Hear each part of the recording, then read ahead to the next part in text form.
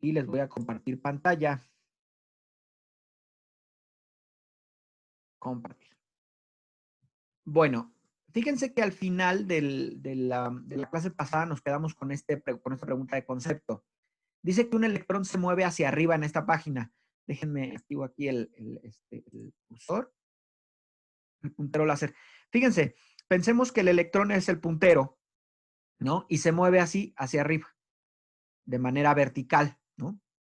Y ahora hay líneas de campo. No sé si incluso pueda dibujar. Creo que puedo dibujar aquí, ¿no? El electrón se mueve aquí hacia arriba, ¿no? Hacia acá. Este va el electrón. Perdón, porque estoy dibujando medio feo con el mouse.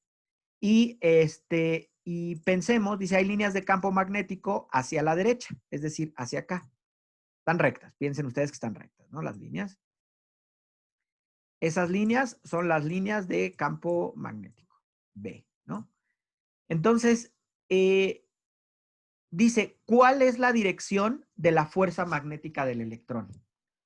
A ver, contéstenme ustedes por chat. Por chat o si quieren abrir su micrófono, contéstenme. ¿Cuál es la dirección de la fuerza magnética que siente el electrón debido al campo magnético B que estamos poniendo aquí?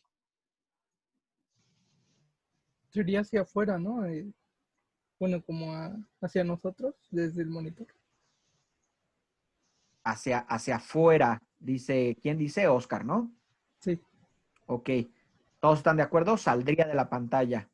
Perfecto. Todo, ahí también sale de pizarrón, dice Helios, perpendicular esos vectores. Claro, es perpendicular a estos dos vectores. La primera cosa es cierto, es perpendicular, por supuesto, porque es un producto vectorial. Y en segunda es, por ejemplo, yo pongo mi mano aquí, le hago cruz hacia la dirección de las líneas de campo magnético y hacia donde apunte mi dedo, es la regla de la mano derecha, mi dedo pulgar, es hacia donde va la fuerza de campo magnético. Va hacia adentro de la pantalla aparentemente. Pero dado que es una carga negativa, eso se multiplica, ese vector se multiplica por -1 y entonces va hacia afuera, ¿no? Entonces, es la magnitud, la fuerza magnética es un vector que va hacia afuera de la pantalla, ¿no? Entonces, bueno, ahí tenemos la pregunta de concepto. Y esto sale ¿de dónde? Sale de a ver, déjenme ver. ¿Cómo hacemos esto?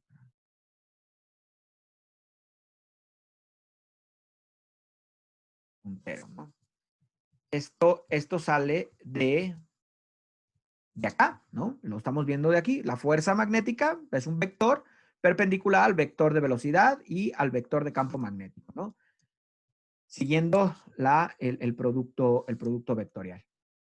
Entonces, saldría de la pantalla, ¿no? Como bien lo comentamos. Ahora, vamos a identificar, o vamos a ver este movimiento de una partícula cargada en un campo magnético uniforme, no un campo eléctrico, un campo magnético uniforme como lo hemos estado viendo. Considera el caso especial de una partícula con carga positiva moviéndose en un campo magnético uniforme y con el vector de velocidad inicial perpendicular al campo. Si el vector de campo magnético va hacia dentro de la página, la fuerza magnética de la partícula es perpendicular al campo y a la velocidad, ¿no?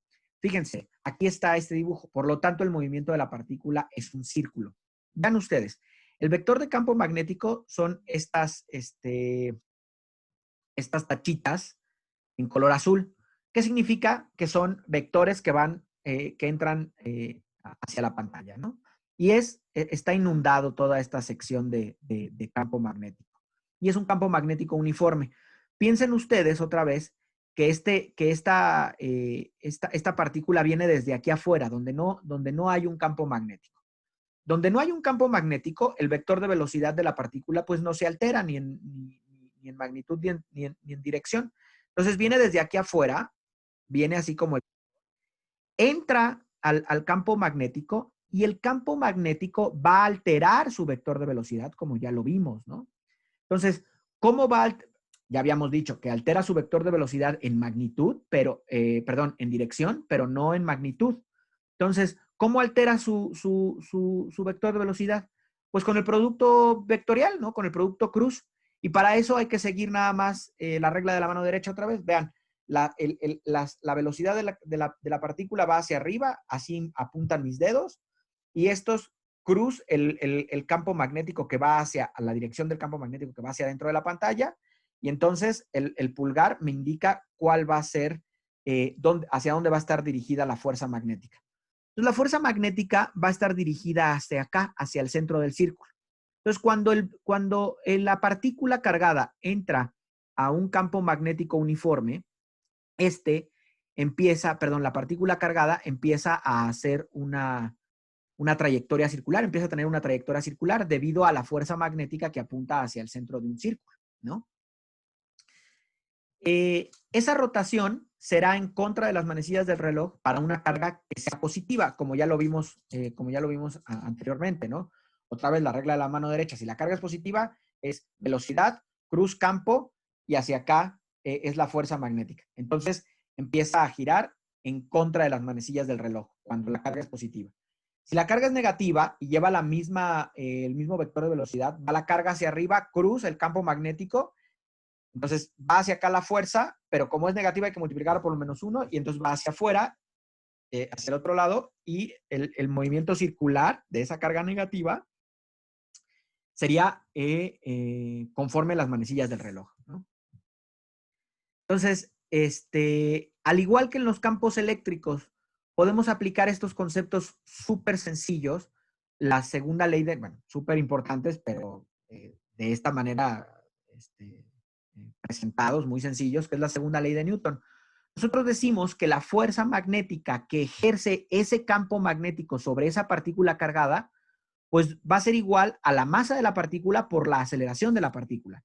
Pero recuerden ustedes, por favor, aquí no se les olvide, el campo magnético no cambia la energía de la partícula. El campo magnético no hace trabajo sobre la partícula, ¿no? Ya lo habíamos comentado. Es decir, la aceleración que provoque el campo magnético sobre una partícula está referida al cambio de velocidad con respecto del tiempo, pero está referido al cambio del vector, de la dirección del vector de velocidad, ¿no? Entonces, ¿qué es lo que tenemos aquí? Aquí tenemos una fuerza centrípeta, ¿no? Que lo que hace es jalar a la partícula hacia el centro de este círculo. Lo único que hace es cambiar el vector de velocidad, la dirección del vector de velocidad a cada momento. Es una aceleración centrípeta, ¿no? Ustedes recuerden, y se puede deducir rapidísimo, no es parte del curso, pero ustedes pueden ver que esa aceleración centrípeta está definida como la velocidad, más bien como la rapidez, como la magnitud de la velocidad de la partícula entre el radio. Entonces, fíjense, vean cómo viene desde aquí. La fuerza magnética va a ser igual a la masa de la partícula por su aceleración. ¿Qué aceleración? Pues la aceleración que le provoca la fuerza centrípeta, ¿no? Perdón, la aceleración centrípeta, ¿no? Que es V al cuadrado, la rapidez al cuadrado entre R. Entonces, fíjense ustedes, a su vez, la fuerza magnética es masa por aceleración, donde aceleración es V cuadrada sobre R, pero también habíamos dicho que la fuerza magnética o la magnitud de la fuerza magnética era la carga, ¿no? Por la rapidez, por la magnitud del campo magnético. ¿De dónde sale esto? Acuérdense rápidamente de esto de aquí, ¿no? Sale de aquí. Fíjense, si nosotros sabemos que el vector de velocidad y el vector de campo magnético son perpendiculares completamente, este producto vectorial, hay un seno de 90 y seno de 90 es 1 y entonces me queda nada más la magnitud del vector de velocidad, que es la rapidez, la magnitud del vector de campo magnético y la carga, ¿no? ¿Qué pasa? Me queda esto, eso es la fuerza magnética, la magnitud del vector de velocidad, la magnitud del vector de campo magnético y la carga. Y eso es igual a la masa de la partícula por la velocidad de la partícula. Estas dos son las mismas velocidades al cuadrado entre R, ¿no? De ahí, solo de este concepto, por favor, vean cuántas expresiones muy simples pero muy útiles vamos a poder deducir. Vean, la primera es saber cuál es el radio que va a tener ese círculo de esa partícula debido al campo magnético en el que está entrando. Vean ustedes, nosotros solo necesitamos saber la rapidez de la partícula, la masa de la partícula, la carga de la partícula y el campo magnético. Y podemos obtener el radio de la partícula. Por supuesto, el radio de la partícula es algo que nosotros podemos ver en un experimento. Entonces podemos pasar el campo magnético para acá, ¿no? Y el radio para acá. Podemos poner también el campo magnético, la intensidad, la magnitud del campo magnético, en función de algo que nosotros podemos ver, que es el radio que está girando la partícula. La masa de la partícula, podemos conocer si es un ion o si es un electrón, y la velocidad, que ahorita en un ejercicio más adelante vamos a poder determinar con un voltaje de aceleración de manera muy sencilla, ¿no? Entonces, nótense que el radio del camino circular que seguirá la partícula, pues es proporcional al momento lineal de la partícula antes de entrar al campo magnético. Y también es inversamente proporcional a la magnitud de la carga y a la multiplicación de la magnitud de la carga por el campo magnético. Por su parte, la velocidad angular de la partícula está definida de esta manera. Recuerden ustedes cómo estaba definida la velocidad angular. La velocidad angular es la velocidad tangencial o la velocidad con la que entraba, la rapidez, la partícula, entre el radio en el que esté girando. Esa es la definición de velocidad angular. Nosotros, vean de acá, nosotros podemos despejar la velocidad, ¿no? La velocidad es el radio por la carga, por el campo magnético entre la masa.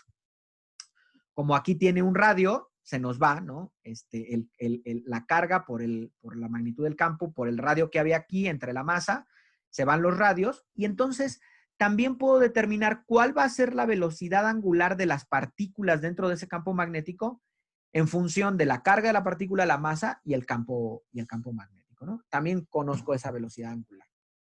Ahora, otro concepto que también están ustedes muy familiarizados, pero hay que recordar, el periodo. ¿Qué es el periodo en un movimiento circular uniforme de estos que se revisan en la preparatoria?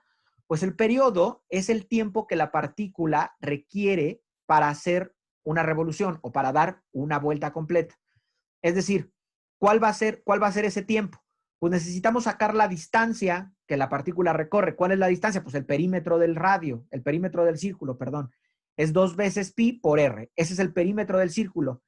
¿A qué velocidad la recorre? Pues a la magnitud, ¿en qué tiempo lo recorre?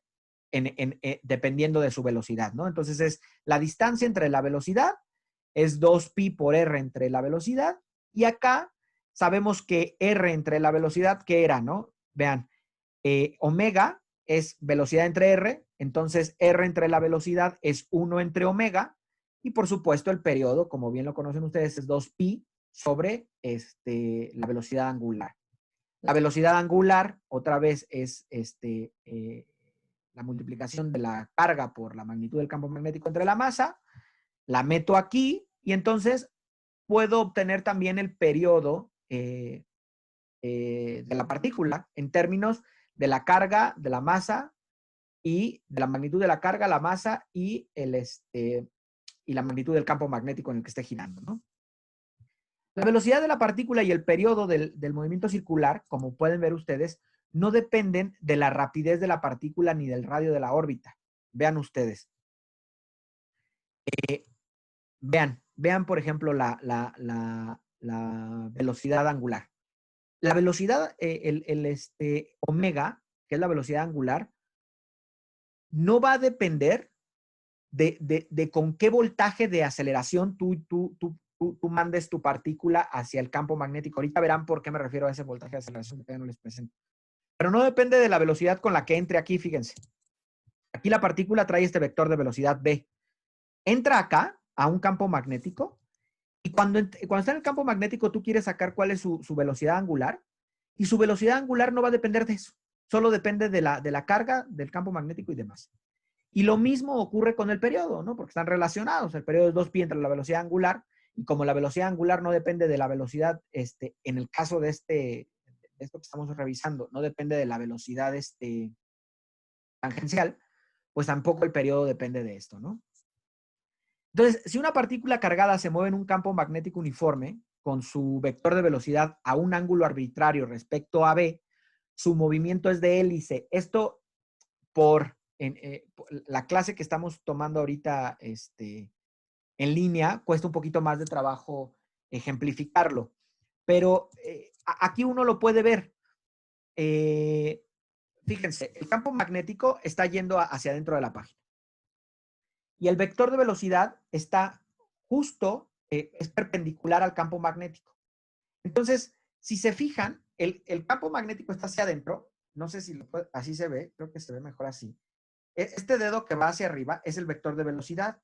Y este dedo que estoy poniendo aquí es el que va completamente hacia adentro, ¿no? Ahí está el campo magnético. Entonces, ustedes vean que entre los dos dedos, hay un ángulo de 90 grados exactamente. Entonces, nuevamente, el seno de 90 que está en la definición de producto vectorial, pues me termina dando 1. Pero imagínense que el vector de velocidad no vaya completamente perpendicular al vector de campo magnético, sino que vaya así. Entonces, el vector de velocidad yo lo puedo descomponer en una componente que sea perpendicular al vector de campo magnético y otra que sea paralela al vector de campo magnético, ¿no? Puede hacer una componente paralela así y otra componente perpendicular, más chiquitas. La componente que es paralela al campo magnético del vector de velocidad de la partícula no se ve afectada, ¿no? Porque va a ser seno de cero. Seno de cero es 0 y entonces no se va a ver afectada. Pero la componente del vector que va perpendicular es la única que se ve afectada. Como la componente del vector de velocidad que es paralela al campo magnético no se ve afectada, entonces si la velocidad del vector, si la velocidad de la partícula no es completamente perpendicular, sino que lleva un pedazo de ese estilo, entonces sí empieza a girar, pero la componente que quedó, que no es afectada, la paralela, hace que la partícula se vaya en hélice, pero hacia adentro de la página. No sé si queda todo eso claro. ¿Sí queda claro, chicos? ¿Sí? Perfecto. Entonces, una vez dicho eso, vamos a hacer un ejercicio. Y al hacer este ejercicio vamos a plantear otro concepto que debido al carácter de repaso muy breve de fenómenos electromagnéticos, no planteamos en el lugar en donde deberíamos de haber planteado, que es en el estudio de campos eléctricos. Sí, pero ahorita lo vamos a ver muy rápido. Fíjense, dice, hay un experimento diseñado para medir la magnitud de un campo magnético uniforme. Para ese se aceleran electrones desde el reposo, utilizando una diferencia de potencial de 350 volts. Los electrones entran al campo magnético uniforme, que es perpendicular al vector de velocidad de los electrones. Y estos electrones viajan en un camino curvado debido a la fuerza magnética que se ejerce sobre ellos. El radio del camino curvo es de 7.5 centímetros. La pregunta es, ¿cuál es la magnitud del campo magnético? Y B, ¿cuál es la velocidad angular de los electrones? Vean ustedes que este ejercicio está completamente relacionado con las cosas, con este diagrama que tenemos aquí. ¿Por qué? Porque lo que nos dice es, mira, los electrones son esta particulita roja. Hay un campo magnético aquí que no sabemos cuál es el valor. Es BI, no lo sabemos, es lo que te estamos preguntando. Llegan los electrones, entran al campo magnético y empiezan a girar, ¿no? Y entonces nos pregunta, ¿cuál es la magnitud del campo magnético? Yo ya vi que este círculo, este que está aquí, que hacen los electrones, yo ya vi que su radio vale 7.5 centímetros. Ya vi, ese es el dato que tengo. ¿Cuál es la magnitud del campo magnético? Entonces, ¿y cuál es la velocidad angular de esos electrones? Y lo único que tenemos es el radio y el voltaje de aceleración. Vean además, ¿qué es lo que necesitaríamos, por ejemplo, para determinar el valor del campo magnético? Lo que necesitaríamos sería saber la carga de la partícula. En este caso es un electrón, la carga está determinada, ya incluso un día veremos cómo lo hicieron porque es parte del curso, pero la carga está determinada, sabemos la carga del electrón, la masa del electrón la sabemos, ¿no? El radio ya lo medimos y lo único que nos faltaría es la velocidad del electrón, es la que no tenemos. ¿Qué necesitaríamos para determinar la velocidad angular del electrón? Pues otra vez, la velocidad del electrón y R. Es la parte que no conocemos, ¿no? Entonces, pero lo que sí nos ofrece el problema es 350 volts, que se conoce como voltaje de aceleración de un electrón. Y lo único que hay que hacer es una conservación de energía. Pero para esa conservación de energía tenemos un campo eléctrico en términos de un potencial eléctrico, que es lo que vamos a hacer ahorita. Fíjense, ¿cómo se relaciona una diferencia de potencial eléctrica con un campo? Es muy sencillo, súper sencillo. Fíjense, recordemos que el campo eléctrico que vimos al principio de la clase es una fuerza de campo y puede tener una energía potencial, dice en analogía con la gravedad, que es análoga a la energía potencial de la gravedad. Cuando yo tengo, por ejemplo, este pedacito, es un pedacito de hoja. Lo pongo aquí, fíjense, y suelto. Y este pedacito de hoja se empieza a mover. Está intercambiando, ustedes estarán de acuerdo que está intercambiando energía cinética por energía potencial. ¿Por qué tiene energía potencial? ¿O cómo está definida la energía potencial? MGH, la energía potencial mecánica, ¿no? La energía potencial gravitatoria. Es decir, es la masa por la masa de este objeto, por el campo gravitatorio, por la altura a la que esté. Entre más alto esté este objeto con respecto a un determinado punto cero de energía potencial, pues más energía potencial tendrá. Espero no estar siendo muy redundante o confuso. Pero se puede hacer una analogía con una partícula cargada dentro de un campo eléctrico. ¿Por qué? Porque la fuerza que un campo eléctrico produce o ejerce sobre una partícula es la carga de la partícula por el campo eléctrico. Y veamos a su vez que el trabajo está definido como el producto escalar entre la fuerza y la distancia que esa fuerza desplaza a una determinada partícula. Esto es el trabajo. Vean, aquí es fuerza, punto, distancia, o fuerza por distancia, es como lo conocen, ¿no? O como se conoce el trabajo comúnmente. ¿Qué es el trabajo? Fuerza por distancia. Acá estamos haciendo pequeñas modificaciones, no modificaciones, sino puntualizaciones de darle una mayor o correcteza a esta definición coloquial de trabajo fuerza por distancia. En realidad el trabajo es el producto escalar entre el vector de fuerza y el vector de desplazamiento, ¿no? Un producto escalar entre dos vectores da un escalar, ¿no? Entonces el trabajo es una cantidad escalar, ¿no? Ahora, otra de las puntualizaciones. Una cosa, Sí. ¿No es la integral de eso, ahí el trabajo? Allá vamos. Sí, en realidad sí, aquí falta ponerle. Aquí, de hecho, lo que dijo Antonio es maravilloso, es adecuado. Aquí falta, fíjense ya ven por qué no les paso mis notas, porque aquí lo que falta es ponerle diferencial. Porque si estamos aquí poniendo un diferencial de desplazamiento, aquí tiene que ser un diferencial del trabajo. Tiene toda la razón. Porque aquí tendría que ser, si esto se queda como trabajo, esto tendría que ser el vector de desplazamiento, todo el completo, no un diferencial de vector de desplazamiento, ¿no? Gracias por el apunte, estimado Antonio. Bueno, esto es un vector de desplazamiento, ¿no? Un vector de desplazamiento es como un vector de posición, ¿no? Para que ustedes estén familiarizados con él. Nada más que aquí estamos sustituyendo nosotros, le estamos poniendo aquí la parte E, porque sabemos que es una fuerza eléctrica. Ya no es cualquier fuerza, en específico es una fuerza eléctrica. Y cuando nosotros decimos que esto es una fuerza eléctrica, en lugar de poner fuerza, podemos poner esa fuerza eléctrica en términos del campo eléctrico, ¿no? Que ejerce la fuerza.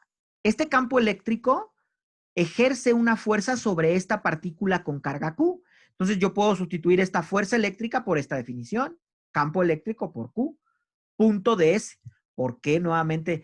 A ver, déjenme hacer otra vez otra pausa aquí y por eso siento que se vuelven cansones los videos cuando los veo en YouTube. Pero surge lo siguiente.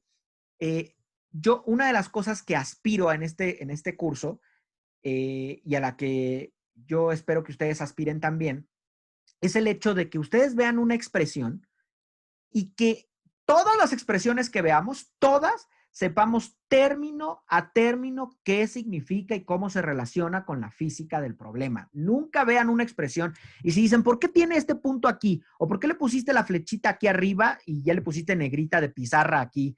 ¿Por qué eres redundante para mostrarnos esto? Le pongo esto porque es un vector. Este pedacito es un vector, esto es un diferencial, esto es un producto escalar, ¿no?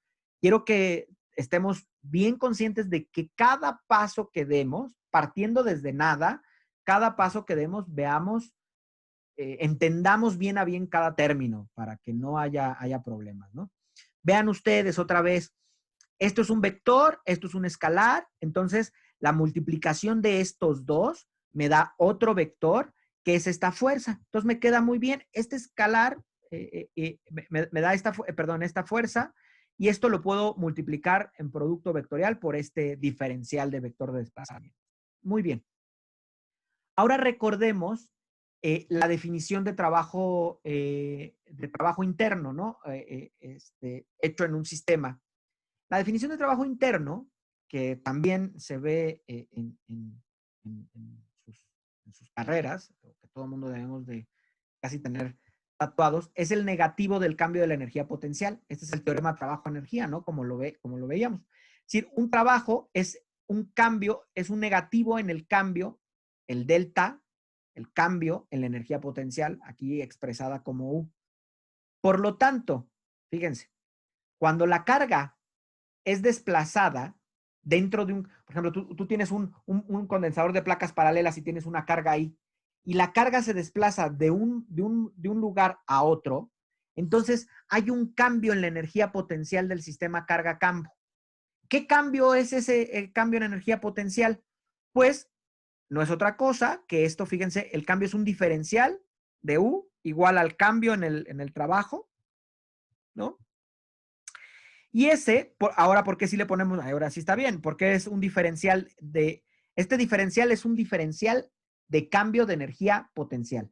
Ese diferencial de cambio de energía potencial es lo mismo que estaba poniendo ya atrás. No quiero confundirlos, ¿no? ¿Por qué puedo decir que ese cambio en energía potencial es esto? Pues por lo que ya habíamos platicado, ¿no? El cambio en el trabajo interno el trabajo interno es el cambio, es el negativo en el cambio en el trabajo, en el cambio en energía, perdón, potencial.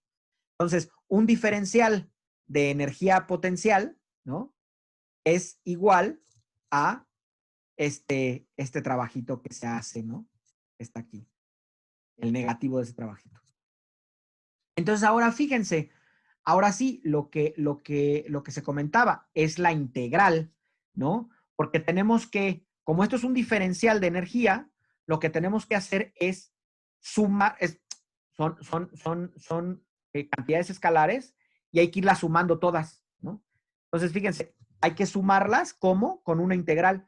Sabemos que la carga es una magnitud constante, la sacamos de la integral y solo nos queda la integral que va desde A a B del campo eléctrico, punto, el diferencial de desplazamiento de la carga dentro de ese campo eléctrico. Dado que estos campos eléctricos constantes que estamos planteando, por ejemplo, el campo eléctrico producido por un plano infinito de carga es un campo conservativo, vemos el camino que siga la partícula desde el punto A hasta el punto B no influye en la integral, ¿no? Tú nada más tienes que estar seguro que es un campo conservativo, ¿no?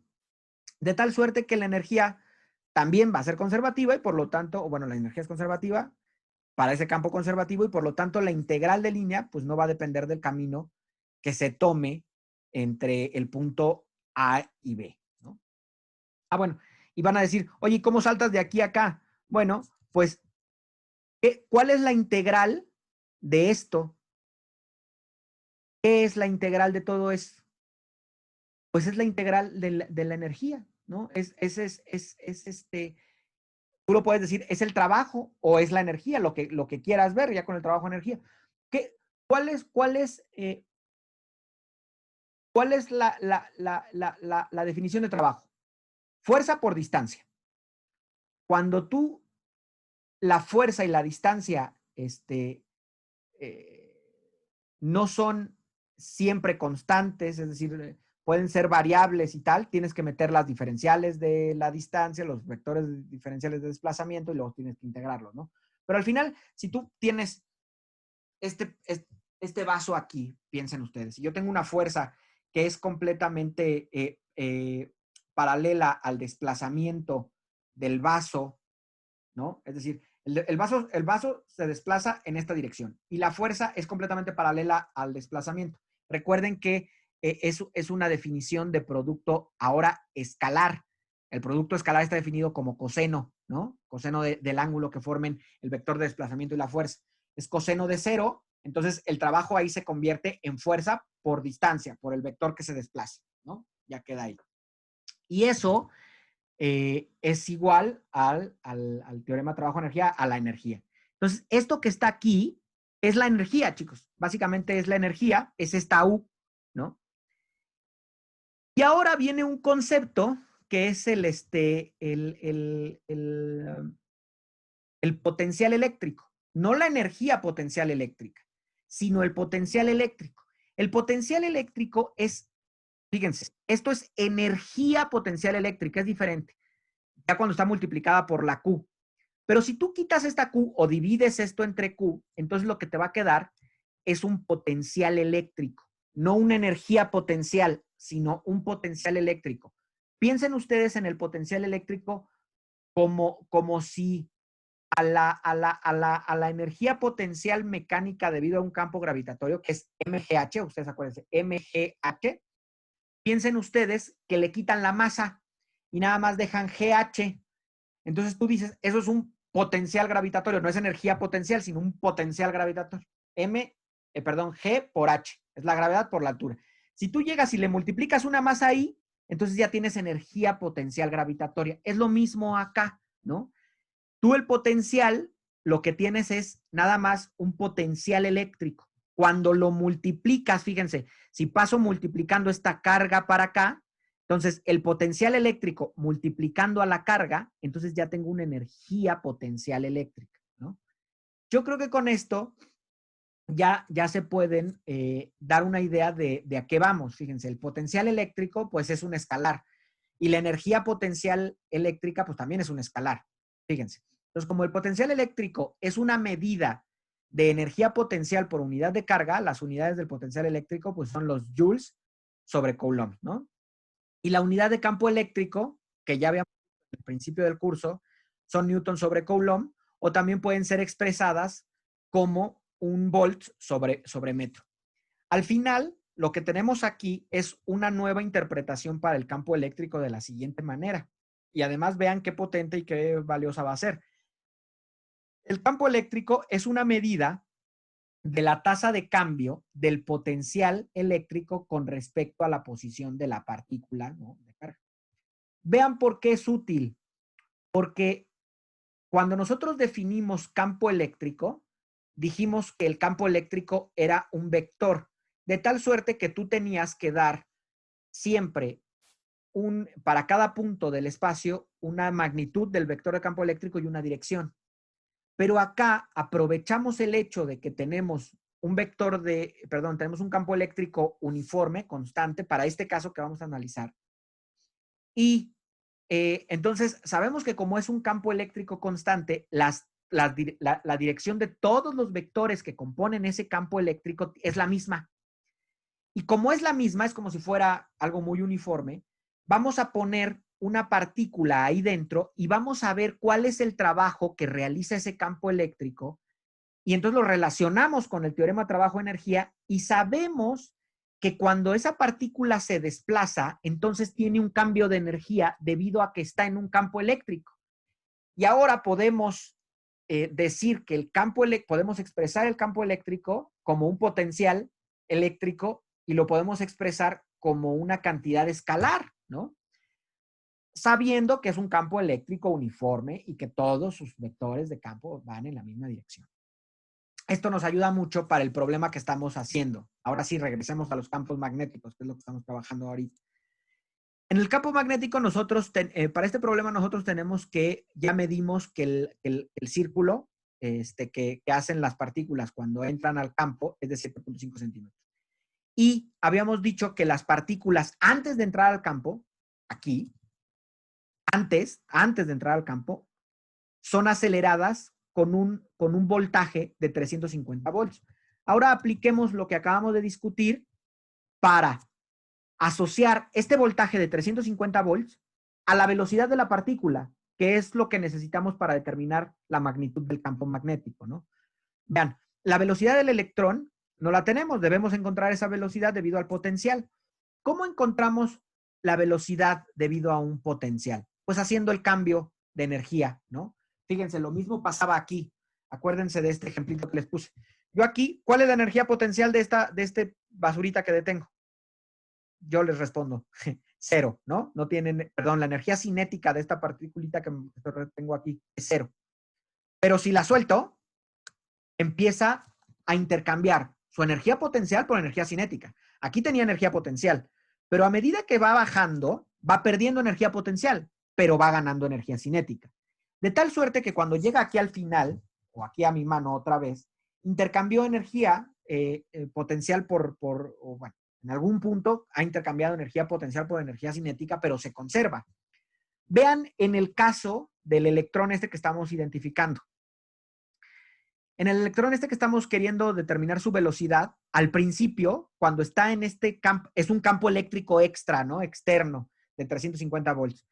Ahí, en ese campo, cuando el electrón está en reposo, su energía potencial, su energía cinética es 0. Aquí está, fíjense, es energía cinética final menos energía cinética inicial. Ese es el cambio en energía cinética. Esa es esta parte que está aquí. ¿Cuál era su energía cinética inicial? Es 0 porque el electrón no se está moviendo. ¿Cuál es la energía cinética final? Pues un medio de la masa del electrón por la velocidad al cuadrado. ¿Cuál? No lo sé. ¿Y cuál es el cambio en energía potencial?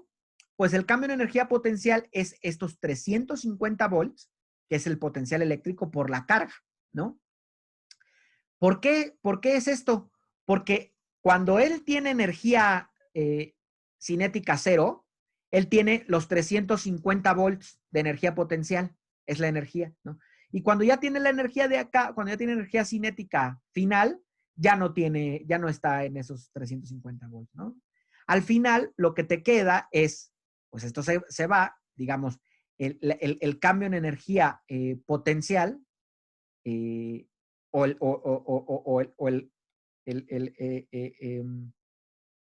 el voltaje aquí, ¿no?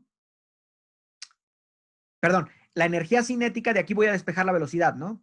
Paso negativo, divido masa del electrón, multiplico por 2 por un medio que está acá, y me queda el cambio en potencial. El cambio en potencial no es otra cosa que los 350 volts con los que se acelera. Y al final de aquí yo puedo sacar cuál es la velocidad del electrón, ¿no? La velocidad del electrón es 1.1 por 10 a la 7 metros sobre segundo. Y eso se los pongo aquí, una pequeña conversión, 39.9 millones de kilómetros por hora, para que se den una idea de que un voltaje de aceleración tan pequeño, o pequeño relativamente, 350 volts, puede dar una velocidad final de un electrón enorme, ¿no? Enorme. Entonces, ahora sí, ya tenemos la velocidad. Un tip, todo esto se los estoy platicando porque es parte de lo que debemos de hacer en un curso formal de física, discutir estos fenómenos. Pero de manera rápida y concreta, cuando tú quieres sacar la energía cinética de un electrón debido a un voltaje, no te queda más que multiplicar el voltaje por la carga. Por ejemplo, la energía cinética de un electrón, no velocidad, no, ya no saco la velocidad, la energía cinética de un electrón que es acelerado por un voltaje de 500 volts, ¿cuánto es? Alguien contésteme. Rápido. La carga del electrón por volts. Exactamente, 500 EVs, ¿no? Ah, sí, bueno, sí, tomando, sí, electrón volts, sí. Electron volts. De hecho, por eso es tan utilizada, y de una vez les voy diciendo que en física cuántica, que es un curso de física moderna, se ven cosas de física cuántica, es tan utilizada esa unidad de energía, no los joules, que es la energía del sistema internacional. ¿Por qué? Porque tú tienes un voltaje. Oye, tengo un voltaje. Yo, por ejemplo, que les digo, trabajo en el Laboratorio Central de Microscopía. Ahí nosotros aceleramos partículas, que son los electrones, para iluminar los materiales, para poder hacer microscopía electrónica. Y dice, ¿cuál es el voltaje de aceleración? Pues 5000 volts. Y tú quieres saber cuál es la energía de cada uno de esos electrones, pues ya sabes que son 5000 EVs, porque nada más le pones la carga del electrón ahí y tienes la energía cinética así, o la energía, si no se está moviendo, pues la energía potencial. Y ya que tienes la energía, sacas rápido la velocidad. No hay que hacer todo les comento esto porque aquellos que no están tan familiarizados o que dejaron de ver, hay personas que entran al posgrado después de 4 o 5 años que terminaron la licenciatura y ya no están muy familiarizados con los conceptitos esos que estamos trabajando. Pero en el terreno de lo práctico, en el terreno de un examen, 500 volts, 500 EVs, 400 volts, 400 EVs para un electrón, ¿no? Se saca así de rápido la energía cinética, ¿no? La energía, no la velocidad. Si quieres sacar la velocidad, pues haces ya nada más, metes los valores de la masa de la partícula. Entonces, fíjense, ya que teníamos la velocidad del electrón, nosotros podemos aplicar estas formulitas que obtuvimos y que son muy sencillas. Decimos, bueno, vamos a resolver la expresión, despejamos de aquí el campo, ya teníamos cuál es la masa del electrón, la rapidez que ya determinamos, la carga y el radio, ¿no? Los metemos todos ahí y hacemos el análisis dimensional. Ustedes vean, si hacen el análisis dimensional, se podrán dar cuenta que el resultado es de 8.4 por 10 a la menos 4 teslas. Y esa es la magnitud del campo magnético. Y pudo ser determinada debido a los electrones que fueron enviados y el círculo que uno puede medir. Esos experimentos se hacen en los laboratorios de la facultad y de muchas universidades, ¿no? Y lo mismo, vamos a sacar la velocidad angular utilizando la expresión que ya habíamos, o más bien esta que se conoce de movimiento uniforme circular, que es la velocidad tangencial, que es la velocidad que determinamos entre el radio que ya habíamos visto, lo ponemos en metros, por supuesto, y obtenemos la velocidad angular, que es 1.5 por 10 a la 8 radianes sobre segundo. En radianes sobre segundo la podemos poner también en revoluciones sobre segundo, 2.38 por 10 a las 7 revoluciones por segundo. Y aquí sirve que podemos plantear una pregunta de concepto. ¿Qué pasaría si se aumenta el voltaje de la fuente de donde sale el electrón? Esto que voy a comentar ahorita es lo que a mí muchísimo más me interesa que ustedes se queden, porque esto les da, a mi parecer, herramientas para cuando entran al posgrado. Si es que trabajan con algo similar a esto, posiblemente no todos vayan a trabajar con esto. Pero si les preguntan, ¿qué pasa si se aumenta el voltaje? Si se aumenta el voltaje, lo que vamos a tener siempre es un cambio en la velocidad. Vamos a tener más velocidad, porque el voltaje está relacionado con la energía está relacionada con la velocidad de la partícula, ¿no? Entonces, si se aumenta el voltaje de la fuente, donde sale el electrón, ¿qué va a pasar? Vean, en el caso del radio, el radio va a aumentar, porque el radio está definido como la masa por la velocidad entre la carga por el campo magnético. La carga y el campo magnético permanecen constantes, al igual que la masa. Y lo único que está aumentando va a ser la velocidad. Por lo tanto, R va a ir aumentando. Ustedes lo podrían ver. De hecho, en estos experimentos, fíjense, en este que está aquí, en este que está acá, uno tiene una fuente de voltaje con la cual tiene una perilla, va aumentando el valor de la perilla, va aumentando el valor del voltaje, ese valor de voltaje hace que la velocidad del electrón sea mayor antes de entrar al campo, y entonces se ve, es una pantalla fluorescente, también para aquellos que no estén familiarizados con el experimento. En la pantalla fluorescente se ve que el círculo va aumentando.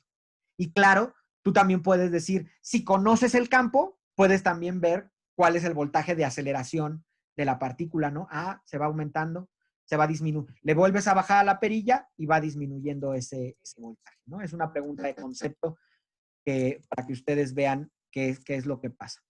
Y vean que como la velocidad angular está definida también como V entre R, pues la velocidad angular, aunque no la puedas precisar, digamos, con la pantalla fluorescente, sabes que también está aumentando debido a que está aumentando la velocidad, el voltaje de aceleración de la partícula, ¿no? Vean cómo los fenómenos están relacionados. No hay preguntas hasta aquí, ¿verdad? No. Ok, vamos. Fíjense, entonces vamos a ver una aplicación a ciencia de materiales, pero al mismo tiempo vamos a presentarles o les presento la fuerza de Lorentz, que es en conjunto con las ecuaciones de Maxwell, que todavía no llegamos. Ya tenemos una ecuación de Maxwell, acuérdense. Tenemos la ley de Gauss. La ley de Gauss nos dice que la integral de superficie cerrada de el campo eléctrico punto el diferencial de vector de área es igual a la carga sobre epsilon cero, la carga que encierra esa superficie cerrada sobre epsilon cero. Y esa es la ley de Gauss, y esa es una de las ecuaciones de Maxwell. Ya tenemos esa ecuación de Maxwell. Necesitamos otras 3, que vamos a sacarlas más adelante. Y esas 4 ecuaciones de Maxwell, en conjunto con la fuerza de Lorentz, que es esta que les presento aquí, que es muy importante, describen, dan descripción completa del fenómeno electromagnético, ¿no? ¿Por qué? Porque la fuerza de Lorentz describe cómo se mueve una partícula cargada en la influencia de un campo eléctrico o de un campo magnético o de un campo eléctrico y un campo magnético combinados.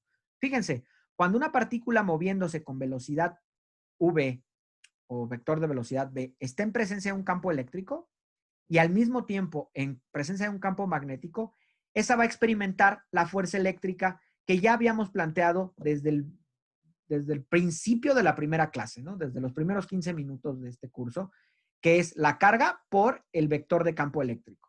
Pero también va a experimentar la fuerza magnética, que empezamos a plantear la clase pasada, que es Q por el vector de velocidad de la partícula, cruz el campo magnético.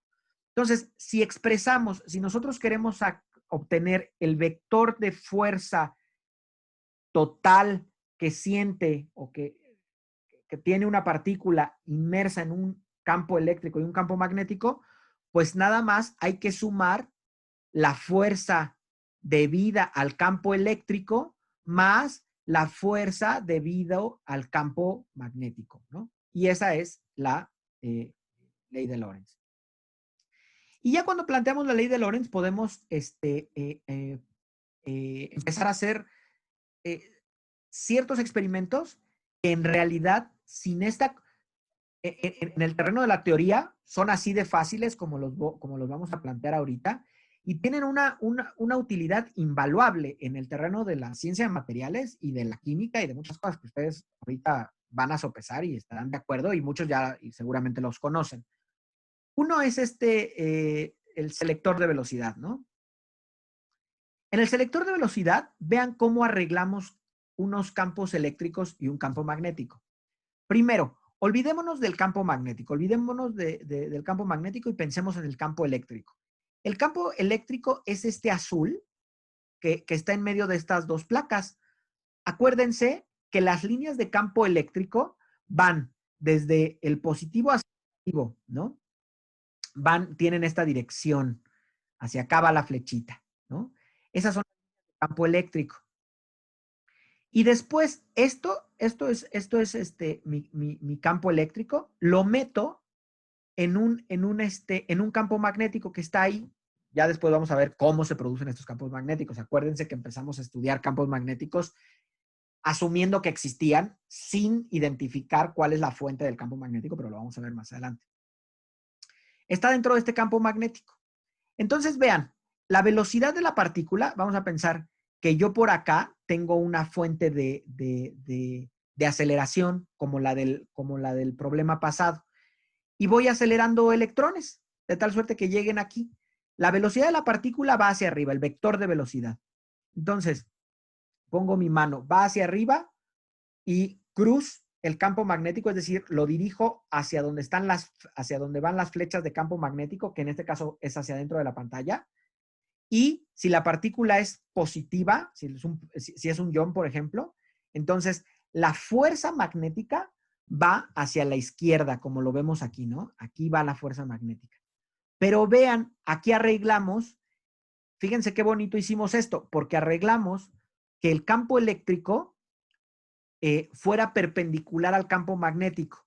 ¿Para qué? Para que independientemente del vector de velocidad de las partículas, el vector de velocidad de estas partículas que viene hacia arriba, las líneas de campo eléctrico hacen que haya una fuerza eléctrica hacia el lado contrario de la fuerza magnética que está haciendo el campo magnético, ¿no? Entonces, tú puedes ahí jugar con la fuerza magnética que va hacia un lado y la fuerza eléctrica que va hacia el otro, ¿no?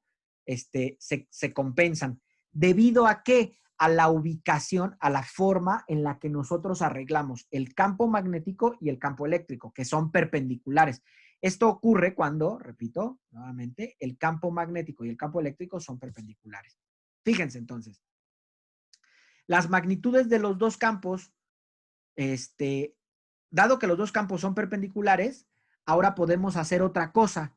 Podemos hacer que sus magnitudes, podemos escogerlas de tal forma que cancelemos esta fuerza con esta fuerza y entonces el electrón pase derecho por aquí, ¿no? O incluso podemos también hacer otras cosas, ir jugando con el campo magnético y el campo eléctrico aquí para hacer que el electrón se mueva, ¿no? De otras maneras. Pero fíjense, si queremos cancelar y hacer que el electrón pase derecho, pues hacemos que la carga por el campo eléctrico sea igual a las, todas son magnitudes aquí, ¿no? La carga por la magnitud del campo eléctrico sea igual a la carga por la magnitud del vector de velocidad por la magnitud del vector de campo magnético, ¿no? Y haciendo esa otra cosita, vean ustedes que podemos, aquí las cargas se eliminan. Si nosotros, por ejemplo, aquí queremos despejar la velocidad, vean, despejamos la velocidad, las cargas se eliminan y la velocidad o la rapidez mejor. La magnitud de la velocidad me queda definida como la magnitud del campo eléctrico entre la magnitud del campo magnético, ¿no? La magnitud del campo eléctrico, producido por las dos placas, entre la magnitud del campo magnético producido por este campo magnético marcado aquí en rayitas rojas, ¿no? Y con eso, con ese concepto podemos plantear un espectrómetro de masas, que es algo de muchísima utilidad. Un espectrómetro de masas separa moléculas que están ionizadas. Tú tienes una molécula, la que quieras, de glucosa o molécula de amoníaco o la que sea. La ionizas, es decir, le quitas un electrón y vuelves esa molécula positiva, con carga total o efectiva positiva. Entonces, como ya tiene una carga positiva, ya no es una molécula neutra, tú puedes utilizar una fuente como la que aceleras, con la que aceleras electrones para acelerar esa molécula. Ya no nada más un electrón o ya no nada más un ion, sino la molécula, la aceleras, por ejemplo, y la haces entrar en un esto, olviden la parte de arriba, olviden por un momento esto de aquí arriba, y la haces entrar en un selector de velocidad, ¿no? De tal suerte que ajustas el campo eléctrico y magnético en ese selector de velocidad para que esta velocidad sea, o este vector de velocidad sea derechito.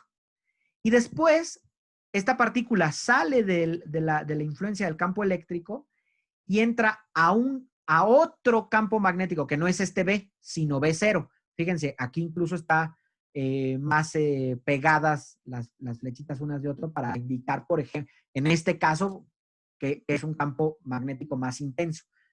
Dado que aquí afuera ya no hay un campo eléctrico, entonces la partícula ya no sigue recta, sino el vector de velocidad se empieza a modificar solamente en dirección. Empieza a hacer un giro, ¿no? Si la partícula es positiva, como les estamos contando, que es un ion, va hacia arriba, cruz el vector de campo magnético, entonces empieza a girar hacia acá. Y tú pones aquí una pantalla fluorescente, un detector, con incluso le pones ahí una regla, ¿no? Si quieres, y le vas poniendo aquí 5 centímetros, 7 centímetros, 8 centímetros, 9 centímetros, y ves en dónde está pegando los iones que estás poniendo ahí.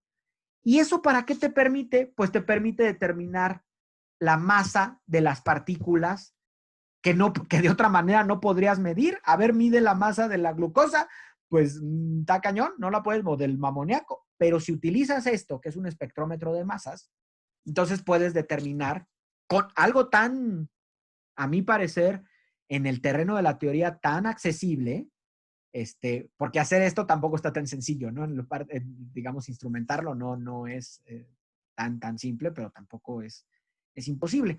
Vean, y nos quedan expresiones con las cuales estamos muy familiarizados con las 4 clases de este curso, fíjense. Cuando salen del selector, las partículas se mueven en un semicírculo de radio R antes de golpear el detector, como les había comentado, y entonces nos queda una ecuación. Esta ecuación es la que habíamos visto para la partícula en la influencia solamente del campo magnético, que es la masa por la velocidad entre la carga de la partícula por la magnitud de ese campo magnético.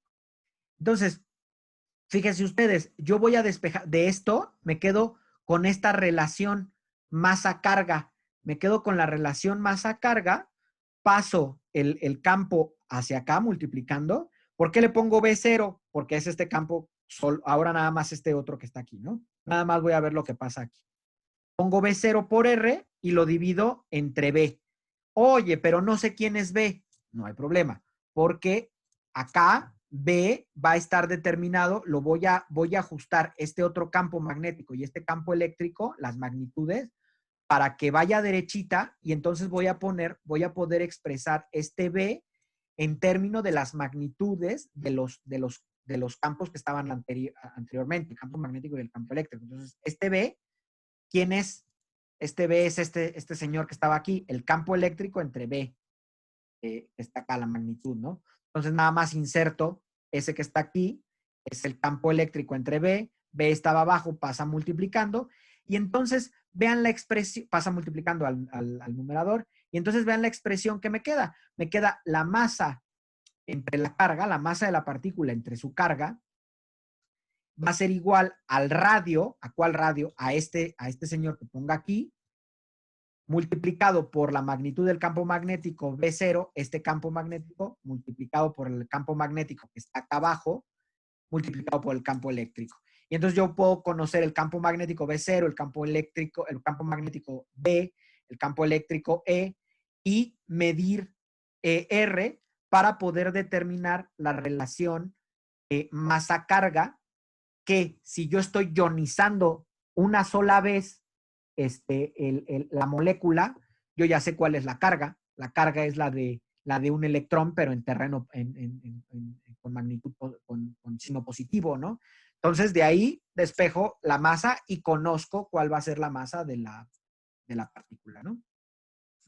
En la práctica, generalmente se miden masas de varios isótopos de un determinado ion, y los iones casi todos tienen la misma carga, ¿no? Puedes hacer espectrometría de masas para, les comento, yo agarré esto como ejemplo, pero pueden ser cualquier molécula. Amoníaco 1 más, amoníaco 2 más, amoníaco 3 más. Ya es cuestión de ir haciendo los experimentos, ¿no? ¿Hay alguna duda con esto? ¿No? Denme un minuto.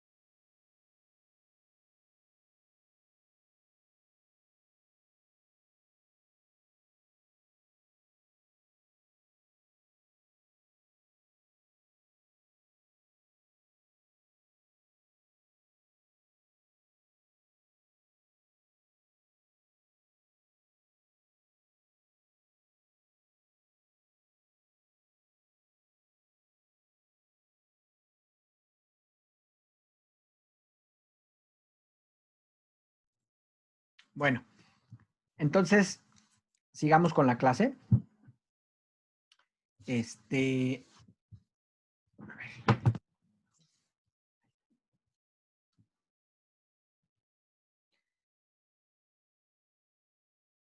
A ver, ahora dice, fíjense, vamos a dar un pequeño paso para determinar o definir a los campos magnéticos, porque nosotros empezamos con el hecho de que sabíamos que el campo magnético existe. ¿Se acuerdan ustedes cómo dijimos que existía el campo eléctrico? Les voy a recordar cómo dijimos que existía el campo eléctrico. Nosotros empezamos la clase diciendo que una partícula cargada ejercía una fuerza sobre otra partícula cargada. Y luego dijimos que si la segunda partícula cargada no existía, de todas maneras tenía que haber un campo, ¿no? Había algo que era el responsable de la fuerza que existía, que se ejercía de una partícula sobre otra. Y fue de esa manera en la que definimos campo eléctrico, porque dijimos que la fuerza que una partícula cargada ejercía sobre otra partícula cargada era la multiplicación de la carga por el campo eléctrico que le pertenecía a esa partícula. Ahora lo que podemos hacer como un primer paso es hacer lo mismo, hacer que el campo magnético quede definido como la fuerza que ese campo magnético ejerza sobre uno está tentado a decir sobre una partícula, pero es difícil dejarlo sobre una partícula, porque fíjense, en el terreno de la ley de Coulomb, yo les comentaba que las fuerzas estas, fue determinada la ley de Coulomb con muchos experimentos y tal, no fue haciendo experimentos sobre partículas cargadas individuales, sino que era sobre distribuciones de carga, ¿no? Que tenían volumétricas y tal. Porque si no medir la fuerza que un electrón ejerce sobre otro electrón, pues es una tarea nada simple. Entonces, lo mismo podemos hacer acá. Podemos definir, la primera definición de campo magnético la podemos hacer, o una definición de campo magnético la podemos hacer como la fuerza que el campo magnético ejerce sobre una partícula. Pero como es difícil que sea medirla sobre una sola partícula, hagámosla sobre una colección de partículas, ¿no? Y entonces la corriente es esa colección de muchas partículas cargadas. ¿Qué es la corriente? Pues eso, muchas partículas cargadas. Y entonces nos queda que permítanme un momentito, permítanme.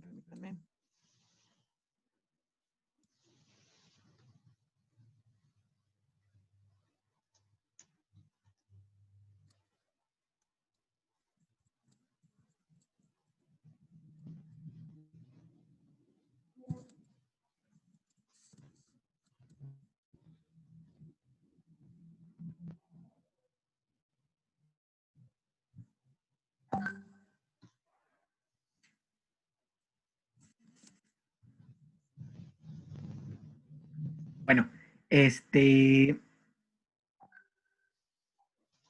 a ver, por lo tanto, la fuerza resultante ejercida, a ver, la corriente es un conjunto de muchas partículas cargadas, ¿no?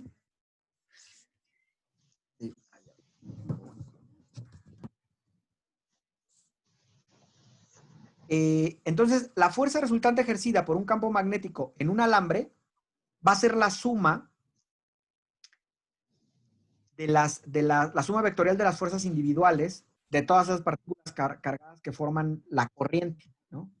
Básicamente, piensen ustedes, aquí hay un alambre que lleva una determinada corriente. La corriente, piensen ustedes, va hacia acá arriba. Y en este momento todavía no vamos a hablar de cómo se define la corriente, si son por electrones.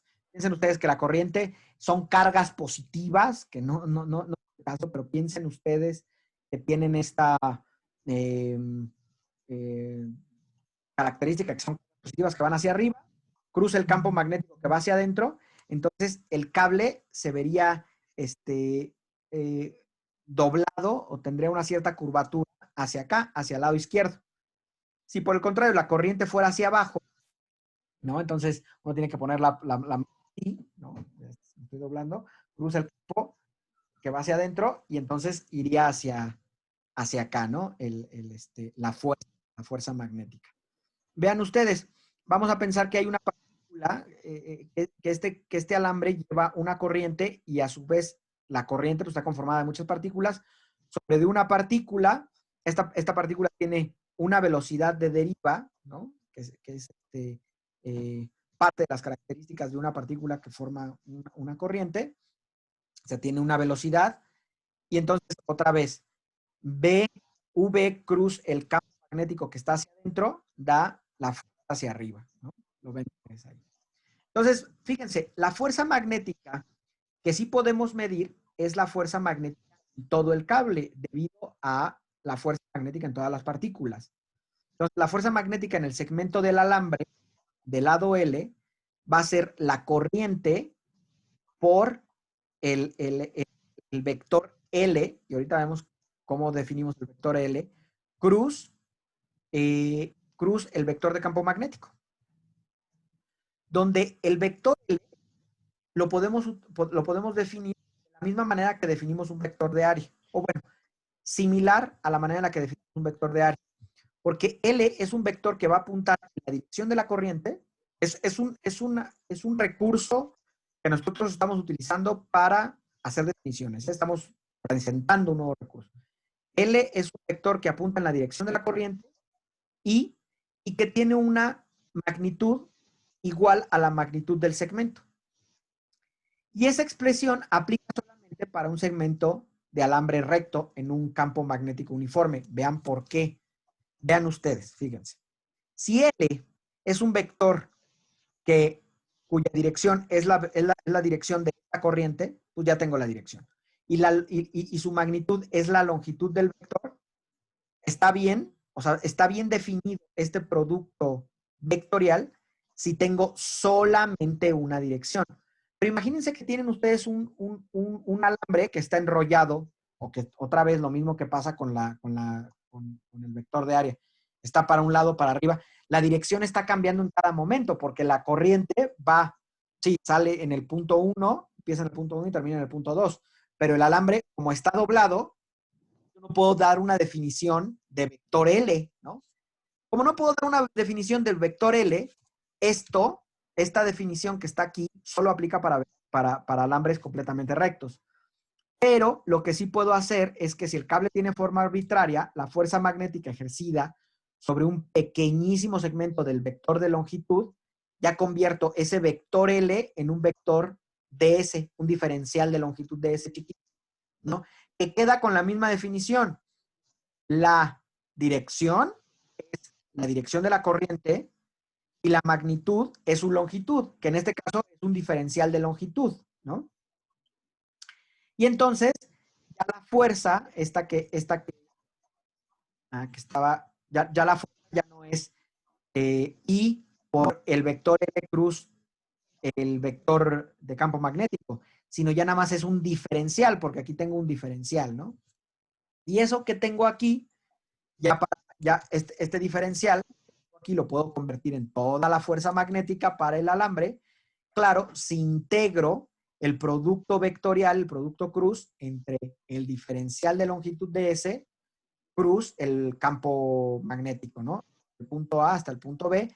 Saco, por supuesto, la corriente porque estoy pensando que es una corriente eh, eh,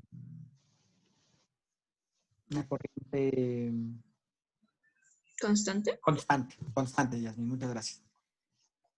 Entonces, la ecuación, esta ecuacioncita, esto que les estoy presentando, generalmente yo no he visto ningún problema que venga en el propedéutico de esto, ¿no? Pero es útil presentárselos porque esta ecuación, como está aquí, el diferencial de fuerza magnética es igual a la corriente constante multiplicada por el diferencial del vector L o este ds cruz B, se considera una definición, no alternativa, se considera otra definición de campo magnético o la primera definición de campo magnético que nosotros podemos dar con las herramientas que hemos visto hasta este momento del curso. Eso es que se puede definir el campo magnético en términos de una fuerza medible ejercida sobre un elemento de corriente, ya no sobre una carguita individual, ¿no? Que sería muy complejo. Y entonces, esa fuerza, lo que podemos ver, que esa fuerza es máxima cuando el campo magnético es perpendicular al elemento y cero cuando el campo magnético es paralelo al elemento. Que es exactamente lo mismo que ya habíamos planteado aquí, ¿no? En esta expresión de Lorentz, nada más en lugar de para una sola carga, para un conjunto de cargas. Pero es otra manera de definir el campo magnético. Y se propone un ejercicio que revisaré de manera muy rápida, nada más para que se den cuenta de que cuando tú tienes un circuito, tienes corriente dentro de un circuito y ese circuito se pone dentro del campo magnético, la fuerza total termina siendo cero.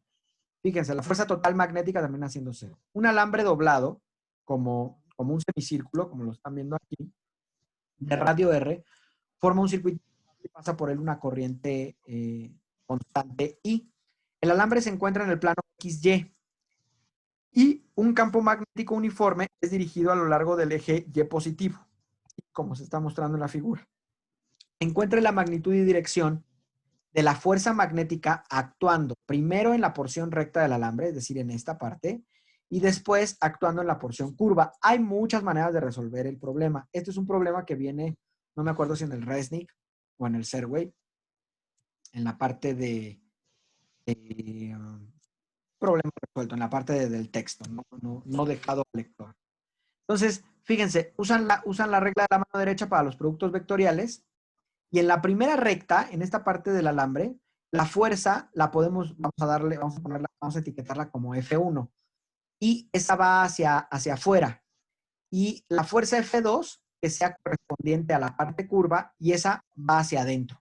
Hacia afuera y hacia adentro ¿de dónde? Hacia afuera de la página, en este caso de la pantalla, y hacia adentro de la pantalla. ¿Por qué? Porque vean, si otra vez voy a poner la mano así, oigan, se me está doblando mucho. Pongo la mano así, cruz el campo magnético hacia arriba, entonces vean hacia dónde apunta mi dedo, hacia afuera de la página. Entonces, aquí la fuerza, en esta parte de aquí, va hacia afuera. Y en el vector de velocidad va hacia acá, ¿no? Mis dedos apuntan hacia el vector de velocidad. Ya va en sentido contrario, ¿no? Cruz, la fuerza magnética va hacia adentro, ¿no? La fuerza que va, la dirección de la fuerza para la parte curva de esto, ¿no? Entonces, ya con eso, con estos ejercicios que hacemos de esta manera, nos estamos ahorrando el producto vectorial, ¿no? Eso es una de las cosas que quiero. Nos estamos ahorrando la formalidad de hacer el producto vectorial. Pero ustedes pueden hacer el producto vectorial si en el examen no se acuerdan o si quieren, oye, no quiero hacerlo más rápido, voy a hacer el producto vectorial. Perfecto. Entonces, fíjense, como es una corriente en un alambre, debemos de usar esta expresión que habíamos comentado. Para la parte recta del alambre, DS es perpendicular a B en cualquier parte, y entonces, fíjense, como vamos a usar esta expresión, sabemos que la corriente es constante. Este DS es un vector diferencial de longitud. Y ese DS en el alambre que está aquí, siempre, vean ustedes, el vector de longitud siempre va en esta dirección, siempre es perpendicular al vector de campo magnético. Este siempre es perpendicular a este. Entonces, yo ya conozco el resultado de este producto vectorial. El resultado de este producto vectorial yo puedo nada más decir, es B por la magnitud del campo magnético por el diferencial de longitud, que es un diferencial de X. Y ya sé cuál es la dirección del resultado de este producto vectorial que va en K. ¿Por qué? Porque salió, fíjense otra vez, ven ustedes, es X, Y, y acuérdense que un sistema coordenado se hace con la ley de la ley de la mano derecha también, ¿no? Es X, Y Z apunta hacia afuera. Entonces quiere decir que esto va en dirección K, ¿no? Y va integrado desde menos, ¿cuáles son los límites de integración? Desde menos R a R, porque aquí convenientemente pusieron el sistema, el origen del sistema coordenado en medio para que vaya de menos R a R.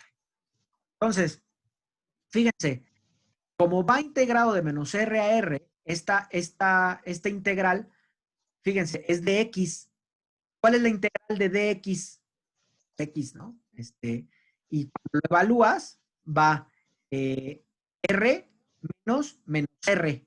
Entonces es R más R. Entonces me queda 2 veces R por la multiplicación de la corriente y el campo y la magnitud del campo magnético. ¿Qué dirección? Hacia afuera de la página, en K. Entonces, esto lo están haciendo considerando la física del problema y ahorrándose cosas, haciendo estas consideraciones, ¿no? Pero pueden ustedes hacer campo, pueden hacer el producto cruz, ¿no? Ahora, la segunda parte, para encontrar la fuerza magnética en la parte curva, primero se debe de dividir la parte curva en segmentos de alambre, de S, ¿no? Pero cada segmento de alambre se propone de manera conveniente como utilizando la expresión para la longitud de un determinado arco. Ustedes saben que pueden obtener cuál es la longitud de un arco si conocen el ángulo que va recorriendo o que va barriendo ese arco para un determinado valor del radio, ¿no? Ese es el valor del arco. El arco, la longitud de ese arco es R por teta, ¿no? De ahí es donde sale pi y todo, ¿no? Entonces, si yo no quiero todo el arco, ¿no? Sino nada más un diferencial, pues va a ser el valor de R, que es una constante, porque eso es grande, por el diferencial de teta, el diferencial que vayas barriendo. Y entonces, una diferencial de fuerza, ¿cómo quedaría? Quedaría la corriente por el diferencial de longitud, cruz B, esta es la fórmula. Nosotros ya sabemos que va en menos A. Acuérdense, ya lo habíamos sacado con la regla de la mano derecha. Entonces le metemos ya el signo a esto, es I por B, y vamos a dejar el seno de teta. ¿Cuál seno de teta? Este que está aquí. Fíjense, va a haber un ángulo entre S y el campo magnético en cada pedacito. Entonces dejamos ese seno de teta por ds, ¿no? Y hay que integrar los diferenciales de fuerza, ¿no? ¿Cómo integramos esos diferenciales de fuerza? Vamos a integrar desde 0 a pi. ¿De qué? ¿Quién era ese ds? Acuérdense quién es ese. ds es r de teta. Entonces nos queda el negativo de aquí, y seno de teta, y nos queda el r del diferencial de ds, y ese ds nos queda en diferencial de teta. Entonces nos queda de 0 a pi, de seno de teta, y nos queda 1 menos rb por menos coseno de teta evaluado de pi de 0 a pi, ¿no? Menos coseno de teta de 180 es 1, y seno de teta y coseno de 0 es 1, entonces es menos 1 menos 1 menos 1, se nos van los signos, ¿no? Y ya nos queda menos 1, nos queda menos 2, y otra vez nos queda aquí, ¿no? Como resultado menos 2 por I, por R, por B. Y al sumarlo, lo que nos había quedado acá, que es positivo, pues queda como fuerza resultante ejercida sobre todo el circuito, 0. Y lo que se quiere generalizar aquí es que después de comprobaciones múltiples, la fuerza magnética neta que actúa sobre cualquier circuito cerrado, transportando una corriente constante dentro de un campo magnético uniforme, es 0, ¿no? Eso es básicamente lo que se comprueba. Vamos a, antes de terminar la clase, o más bien para terminar la clase, vamos a ver